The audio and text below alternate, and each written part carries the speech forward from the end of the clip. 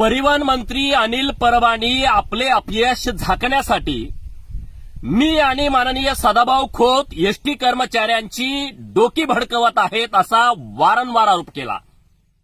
पण 3 आठवड्याचा कालावधी गेल्यानंतर सुद्धा ते आपल्या विभागाच्या कर्मचाऱ्यांचा विश्वास संपादन करण्यासाठी मंत्री म्हणून अपयशी ठरलेले आहेत आणि आता ते मुघलशाही पद्धतीनं मेस्मा कायदा लावण्याची धमकी देत आहेत।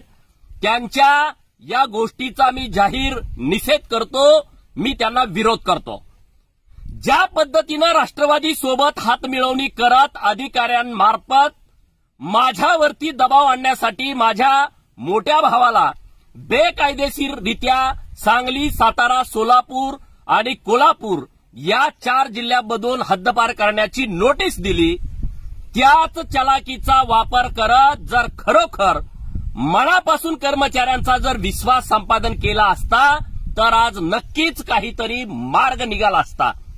पण ज्या पद्धतीनं मुंबईमध्ये मिल कामगारांचा संप झाला आणि तो संप चिघळवला गेला आणि तसाच अनिर्णय ठेवून मिल मालकांची हात मिळवणी करत मिलीभगत करत त्या सगळ्या करोडोंच्या जागा लाटल्या गेल्या, त्या जागामध्ये मोठा फ्रॉड केला गेला, टक्केवारी घेतली गेली।